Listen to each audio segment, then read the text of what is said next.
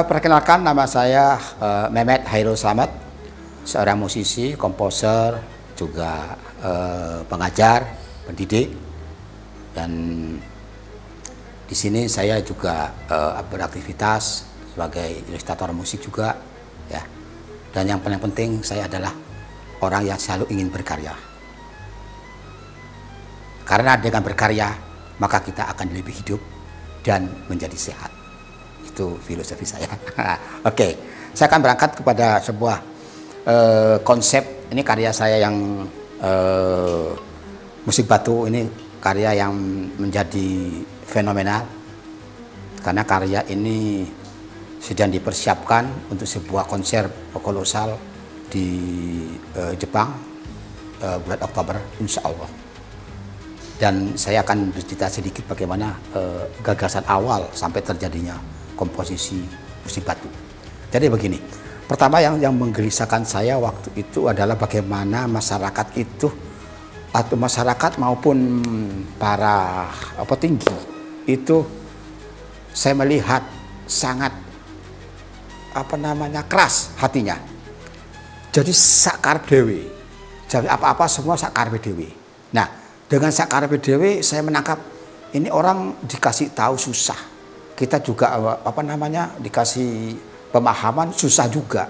Akhirnya saya jadi kebayang sesuatu yang keras apa ya.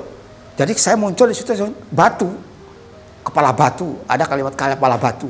Nah, kalimat kepala batu itu langsung mencair ke adrenalin saya untuk menciptakan sebuah karya. Kepala batu, berarti saya batu. Akhirnya saya menggagas musik batu. Karena melihat fenomena bagaimana orang itu menjadi sangat keras kepala dan seenaknya sendiri. Dan batu. Nah, berikutnya saya membaca batu begini. Batu adalah sebuah tanda-tanda peradaban. Itu bisa dibaca dari batu-batu yang terserak selama ini ada di sini. Bisa menjadi batu candi, batu apapun, itu bisa dipelajari. Jadi usia bumi pun bisa para teman-teman ahli geologi, dia pasti akan tahu kualitas batu. Nah, dari situ saya berangkat dengan tidak serta-merta saya harus mempelajari seperti orang geologi, mempelajari batu betul.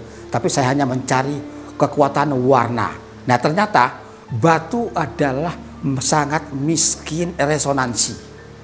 Sangat miskin, resonansinya sangat tipis sekali.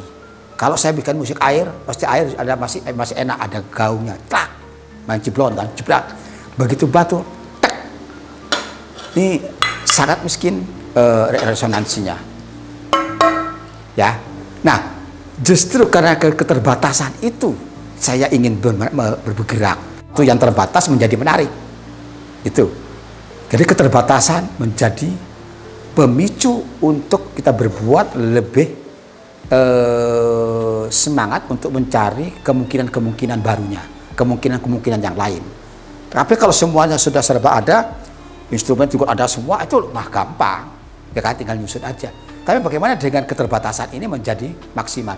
Maka di musik, ya, Di musik ada namanya judul namanya ada istilahnya minimalis, ya. Itu ada istilah minimalis.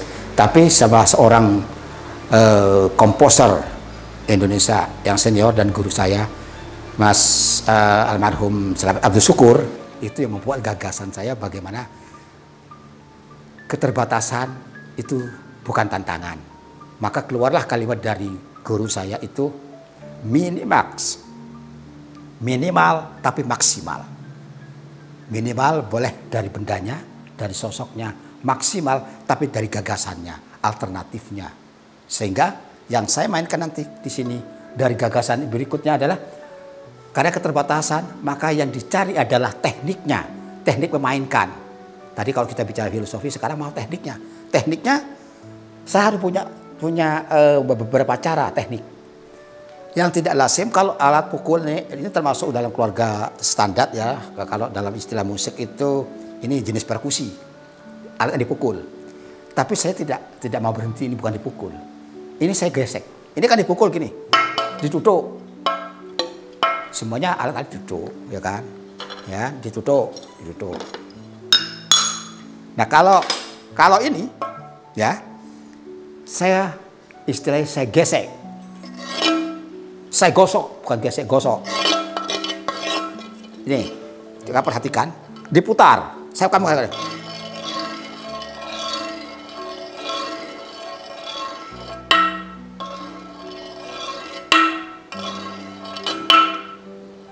Jadi komposisi itu menggunakan teknik putar.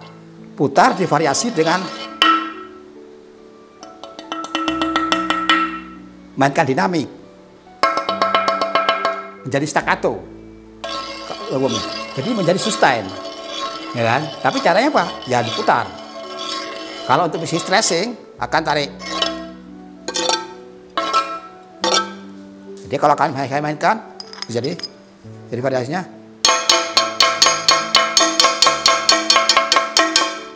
Kalau saya bergerak bareng, kalau saya sendiri, beda. Begitu bareng, apa yang terjadi?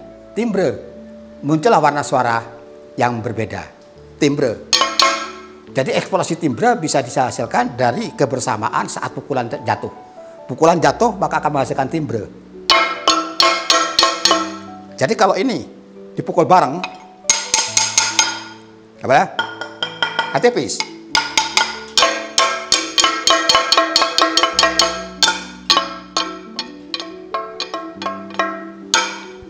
Jadi dari teknik-teknik ini muncullah persepsi dengar namanya. Apa lahirnya persepsi itu? Anda bisa merasakan, oh iya ya, kalau kita dengarkan akan seperti ini. Dan persepsi itu lahir sebatas pada pengalaman yang mendengar.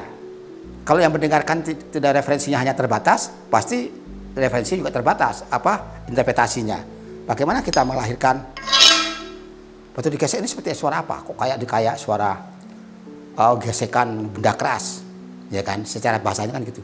Nih, ini kan bisa panjang. Nah, ini batu setiap. Kenapa kok harus pakai batu? Kalau pakai kayu gak bunyi, kurang keras. Makanya dibenturkan dengan batu. Nah, ada yang makna. Kenapa diputar? Kalau diputar sebuah teknisnya, di dalam gerakan ini secara mikro ada suara-suara kecil yang menyertai. Ada ritme di dalam itu, padat tapi kayaknya ada ritmenya. Ini sudah ada ritme di dalamnya. Nah, ini. Nah, terus kalau kita analogikan, sekeras apapun, kalau kita gosok, kita elus, dia akan runtuh. Kalau dibenturkan, dia bisa menolak atau menjadi rusak, pecah. Jadi ada apa salah apapun, nah ini urusan masalah kan. Kalau masalah itu kita cari solusi dengan cara kompromi, dengan apa dialog ini akan muncul ada kesadaran di sini. Tapi kalau dibentur keras karena nanti nggak mau berubah, dipukul pak pecah, tidak menyelesaikan masalah. Tapi kalau dipukul dengan itu dalam inti pesan yang non musikalnya kan di situ. Nah kalau dalam konteks musikalnya kita menyusun dinamikanya Jadi beragam antara variasi antara diputar, ditarik, digosok, ditutup. Jadi sudah berbeda-beda. Terus dipukul bareng, gitu. Dan sini kalau mau bertanya, Pak, itu nadanya apa? Saya di sini tidak butuh nada. Karena konsepnya musik batu ini adalah membebaskan instrumen ini, menjadi instrumen ini dari nada. Pembebasan instrumentasi dari nada. Ini tidak butuh nada. Tapi yang dibutuhkan apa? Suara. Suara yang seperti apa? Suara yang tone color-nya bagus, yang berkualitas. Nah, kualitas suara itu yang kita cari di situ. Bukan nada A, nada B, bukan. Walaupun ada nadanya pasti. Sebenarnya gini. Dan keistimewaan satu. Kalau di kayu tidak terjadi. Ada dua bunyi. Tapi kalau di kayu papan, tutup di mana sama bunyinya. Kalau di batu, karena rongganya berbeda, dia akan menghasilkan banyak suara.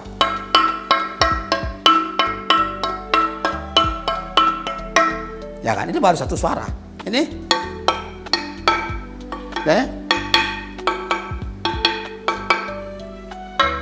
pasti karena ini satu lempeng aja sudah berwarna banyak warna suaranya. Karena kita fokus kepada kebutuhan suara. Nah, kenapa kok harus digantung? Itu teknis untuk memudahkan kita memainkannya. Dan ini tidak ada resonansi sama sekali. Nah, karena tidak ada resonansi, maka kita sebagai orang yang punya pengetahuan, punya bekal pengetahuan, punya ilmu, punya cara, maka ini harus disiasati. Disiasati dengan apa? Ya dengan teknologi.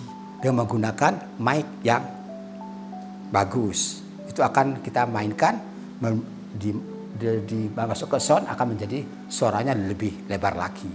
Tapi tetap keasliannya kita pertahankan. Tidak akan main reverb, tidak akan main delay, tetap pakai menggunakan yang asli. Karena kalau terlalu pakai reverb atau delay, maka suara alamiahnya hilang. Karena kuncinya targetnya kan menghadirkan suara natural, suara alam. Biarkan alam bicara. Pada saat manusia sudah tidak bisa dikasih tahu, alam akan bicara dengan caranya pasti. Nah, gitu kan. Nah, kita sebagai seorang kreator, kita harus menyimpulkan, menghadirkan secara simbolis, secara kemanusiaan bagaimana karya-karya ini bisa sampai dan bisa diterima. Itu. Memang sebelumnya saya ada karya saya yang sebelumnya ini musik air, sebetulnya ada air. Tapi saya tidak akan hadirkan air di sini, nanti pada episode berikutnya aja lah. Kalau memang nanti sama GTV saya diundang, saya akan bicara musik air. Kalau diundang kan gitu ya. Kalau nggak diundang ya saya bisa main sendiri aja. Nah gitu. Nanti musik api juga sudah ada juga. Ya. Pokoknya ada seri-seri yang saya ingin berbuat. Karena saya alhamdulillah saya enjoy banget karena saya sudah pensiun, tapi karena pensiun saya ada di Jogja, saya tidak merasa pensiun. Kan gitu ya. Saya tetap berkarya. Oke?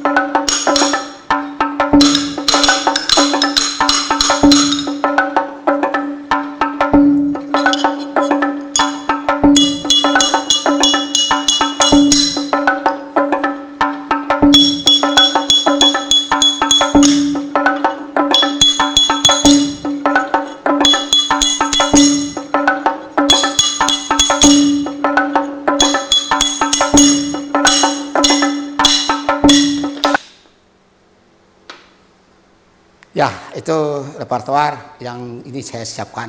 Insya Allah untuk Oktober bisa gelarkan di Tokyo tanggal 12 Oktober. Silakan yang ada di teman-teman yang sedang ada di sana, kita ketemu di sana. Oke? Sampai jumpa. JTV. Oke.